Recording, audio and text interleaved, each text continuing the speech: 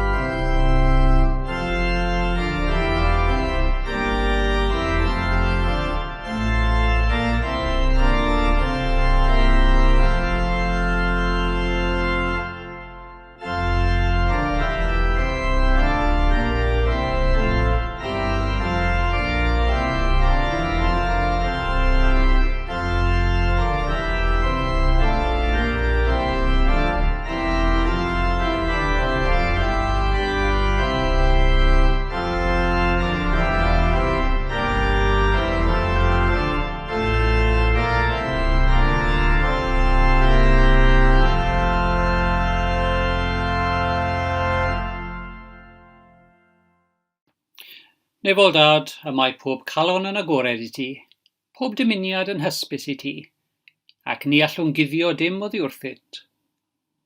Glanha ein calonau a fflam dy ysbryd glân, mwyn I ni dygaru a thaddoli'n ffyddlon, trwy Iesu Grist ein harglwydd. Cyffeswn I ni bechu yn dy erbyn di mewn meddwl, gair a gweithred. Nid ydym wedi dygaru a'n holl galon, na chari'n cymydog fel ni ein hunain. Ac yr ydym wedi methu gwneud yr hyn a ddylem. Mae'n wir ddrwg gennym, ac yr ydym yn edifarhau. Mwyn dy fab Iesu Grist a fi farw drosom, maddau ni'r cwbwlaeth heibio, ac arwain ni yn ei ffordd ef, ffordd gwirionedd a chariad, fel y cerddwn fel plant y goleuni. Os cyffeswn ein pechodau, y mae ef yn ffyddlon ac yn gyfiawn, ac felly fe fyddeia I ni ein pechodau, anglanhau o bob anghyfiawnder. Maddeuwyd eich pechodau yng Nghrist, I Dduw y bor diolch. Mae yna ddau ddarlleniad y bore yma. Y gyntaf o'r Hen Testament o lyfr Exodus. Exodus pennod 16. Dywedodd Moses wrth Aaron, dywed wrth holl gynulliad bobl Israel, dewch yn agos at yr arglwydd, oherwydd y mae ef wedi clywed eich grwgnach. A thra roedd Aaron yn siarad â hwy a hwytha'n edrych tua'r anialwch, ymddangosodd gogoniant yr arglwydd mewn cwmwl. Dywedodd yr arglwydd wrth Moses, rwyf wedi clywed grwgnach yr Israeliad. Dywed wrthynt, yn y cyfnos, cewch fwyta cig, ac yn y bore, cewch eich gwala o fara. Yna byddwch yn gwybod mai my fi yw yr arglwydd eich Duw. Gyna o'r Testament Newydd, Efengyl Iwan, penod 6. Yna dechreuodd yr Iddewon ddadle yn dair gyda'i gilydd gan ddweud, sut y gall hwn roi ei gnawd i ni i'w fwyta? Felly dywedodd Iesu wrthynt, yn wir rwy'n dweud wrthych, ond i fwytewch gnawd mab y dyn, ac yfed ei waed, ni bydd gennych fywyd ynoch. A mae gan y sawl sy'n bwyta fy nghnawd i ac yn yfed fy ngwaed i fywyd tragwyddol, a bydda fi'n ei atgyfodi yn y dydd olaf. Oherwydd fy nghnawd i yw'r gwir fwyd, am gwaed i yw'r gwir ddiod. A mae'r sawl sy'n bwyta fy nghnawd i ac yn yfed fy ngwaed i yn aros yno fi, a minnau yn ddoentau. Y tad byw am hanfonodd i, ac rwy fi'n byw oherwydd y tad. Felly yn union, bydd y sawl sy'n fy mwyta i yn byw o'm herwydd unai. Dyma'r bara a ddisgynodd o'r nef.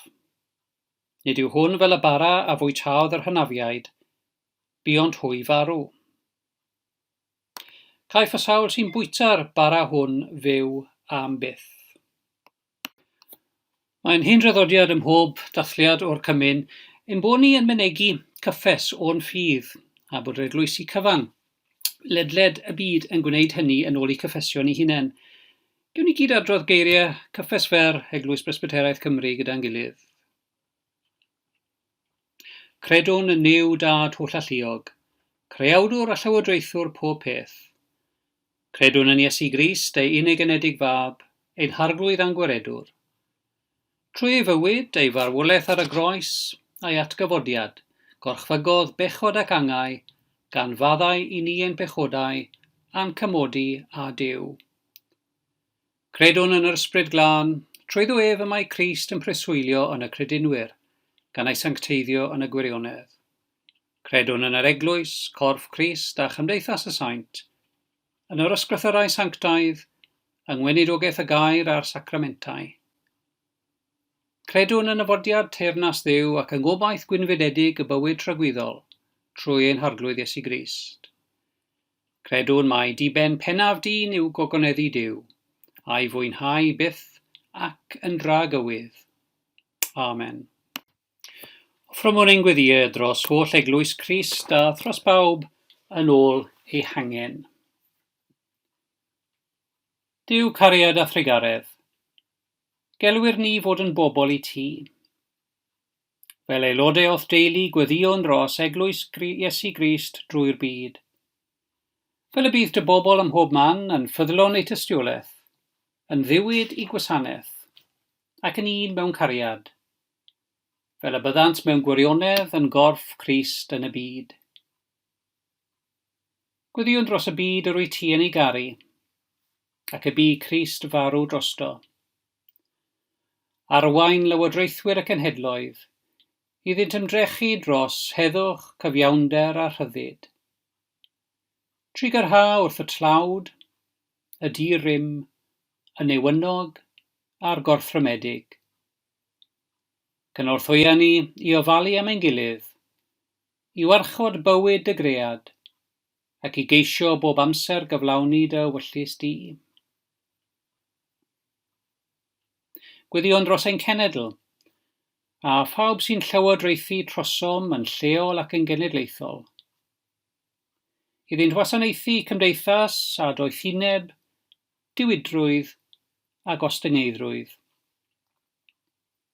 na ad I neb yn ein gwlad gael ei dirmygu, I herlyd na'i camdrin, ond gad I reol dy gariad a throsturi di, liwio ein bywyd gyffredin. Gwyddion dros yr rhai sy'n mewn angen, dros bawb sydd yn wael, yn unig ac mewn trallod, a thros bawb sy'n wynebu ange. Yn enw yr un a gymerodd ein gwendidau, ac a ddi-gymaeth ein clefydau, rwyddint dy gysur ath dangnefedd. Cofiwn yn ddiolchgar am bawb a ymadawodd ar bywyd hwn mewn ffydd. Cadw ni gyda hwy mewn cymundeb â Christ ein harglwydd atgyfodedig, ac arwain ni oll yn y diwedd I wledda gyda thi yn llawenydd dy deyrnas dragwyddol. Trwy Iesu Grist, i'r hwn gyda thi o dad ar ysbryd glân, a bo clod ac yn rhydedd dros byth. Ac fe weddiwn y patrwm o weddi a roddodd Iesu i'w ddilynwyr cynta. Ein tad, yr hwnnw tyd y nefoedd, sancteiddiau'r dy enw, deled y deyrnas, gwneler dy wyllus, megis yn y nef, felly ar y ddeiar hefyd. Dyrwy ni heddiw ein bara beunyddiol, a maddau ni ein dyledion, fel yr ydym ni yn maddau i'r rhai a droseddodd yn ein herbyn. A phaid a'n dwy'n I brawf, ond gwared ni rhag yr un drwg, oherwydd eiddo ti o'r deyrnas, a'r gallu, a'r gogoniant, yn oes oesoedd. Amen. A'r emyn nesaf, diolch I ti yr holl alluog Dduw am yr efengyl sanctaidd.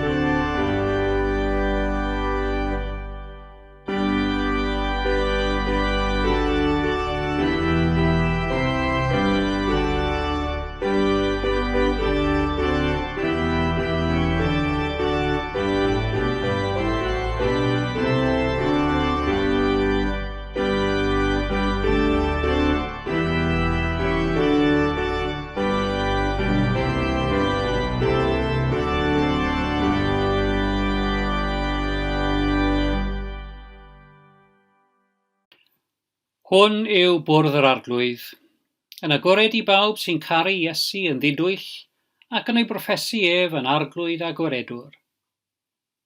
Mae'r arglwydd yn ein gwachodd I rannu yn ei wledd. A daw rhai o'r dwyrain a'r gorllewin ac o'r gogledd a'r de, a chymryd ei lle yn y wledd yn heyrnas Dduw.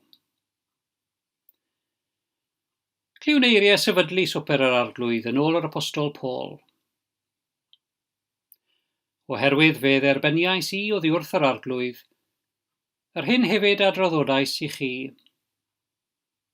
I'r arglwydd Iesu yn nos y brydychwyd ef gymryd bara, ac wedi ddoddiolch fe'i torodd a dweud, hwn yw fy nghorff sydd er eich mwyn chi. Gwnewch hyn cof amdanaf. Yr un modd hefyd fe gymerodd y cwpan ar ôl swper gan ddweud, y cwpan hwn yw'r cyfamod newydd yn fy ngwaed I. Gwnewch hyn bob tro ar yfwch ef, cof amdanaf. Oherwydd bob tro byddwch yn bwyta'r bara hwn ac yn yfed y cwpan hwn, yr ydych yn cyhoeddi marwolaeth yr arglwydd hyd nes y ddaw. Efelychwn felly esiampl ein harglwydd Iesu Grist mewn gair ac mewn gweithred. Tangnefedd yr arglwydd a fyddo gyda chi oll. Gweddiwn. Y mae'r arglwydd yma a mae ei ysbryd gyda ni. Clodforwn di dad holl alluog, am ei ti greu pob peth ac am ei ti ein gwneud nynne ar dy ddelw dy hun. Diolchwn am ei ti pan oeddem eto yn bechaduried, roed y fab Iesu Grist i farw fel un ohonom, i ddioddef ar y groes, ac wedyn atgyfodi er mwyn ein hiachadwriaeth. Felly gyda'r holl greadigaeth, yn y nefoedd ac ar y ddeiar, datganwn dy enw mawr a gogoneddus, gan dy glodfori'n dragwyddol a dweud, Sanctaidd, sanctaidd, sanctaidd arglwydd, Dduw pob gallu a grym, nef a deiar sy'n llawn o thogoniant, Hosanna yn y goruchaf. Felly o dad nefol mewn moliant a diolch, coffawn yn awr aberth ein harglwydd Iesu Grist, cyhoeddwn ei atgyfodiad buddugoliaethus, dathlwn ein gwaredigaeth trwyddo ef, ac edrychwn am ei ddyfodiad mewn gogoniant. Trwy rym dy ysbryd glân, bendithia rhoddion hyn o fara a gwyn, cynnyrch y ddeiar a llafur ein dwylo, fel y bydd i ni drwyddynt gyfranogi trwy ffydd o gorff a gwaed ein harglwydd byw, a chael ein hatgyfnerthu o wasanaethu ac i dystiolaethu iddo yn y byd. Una ni a Christ, a chymdeithas ei eglwys drwy'r byd, ac ar cwmrwl anweledig o dystion, ac arwain ni oll yn y diwedd i wledda gyda thi yn llawenydd dy deyrnas dragwyddol. Ac i ti Dduw holl alluog, yn dad, mab ac ysbryd glân, y bo pob anrhydedd a gogoniant, yn nawr a thros byth. Amen. O'n Duw sy'n dwy'n ymaith bechodau'r byd, trig ar hawr ddim. O'n Duw sy'n dwy'n ymaith bechodau'r byd, trig ar hawr ddim. O'n Duw sy'n dwy'n ymaith bechodau'r byd, dyrwy ni dy dangnefedd. Mewn i fudddo diorchymyn yr arglwydd Iesu Grist ac cof amdano y gwnawn ni hyn. Yr hwn yn nos y brydychwyd ef a gymerodd fara. Ac wedi ddo ddiolch fe'i torodd a dywedodd, hwn yw fy nghorff sydd eich mwyn chi. Gwnewch hyn cof amdanaf. Yr un modd hefyd fe gymerodd y cwpan ar ôl swper, gan ddweud y cwpan hwn yw'r cyfamod newydd yn fy ngwaed i. Gwnewch hyn bob tro ar yfwch ef cof amdanaf.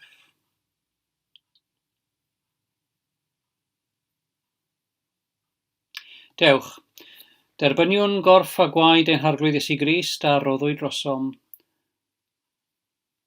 ac yn borthwch arno yn eich calonnau trwy ffydd, gan roi diolch. Gwrtherbyn o'r bara, Crist, bara'r bywyd. Amen.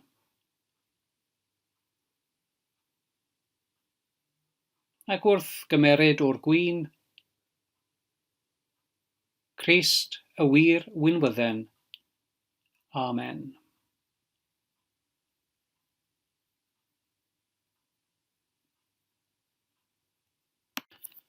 A'n hemyn ola, Halleluia, Halleluia, rhoddwn ddiolch i'n harglwydd Dduw.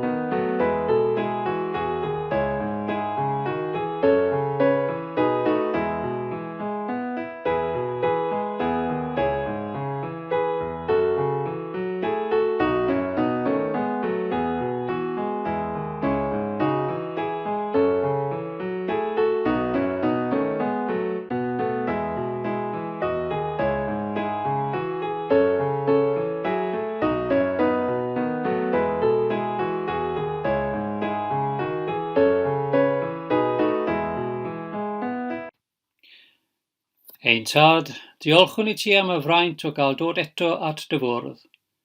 I edrych mewn rhyfeddod ar y gwaith a gyflawnodd ein gwaredwr trwy ei farwolaeth ar y groes. Trwy ddwef o ffrymwn I ti ein hunain, ein heneidiau a'n cyrff, I fod yn aberth, byw, sanctaidd a derbyniol gen I ti. Cadw ni o fewn cymdeithas ei gorff yr eglwys, a danfon I oddi yma yng ngrym dy ysbryd, I fyw ac I weithio clod a gogoniant I ti. Amen.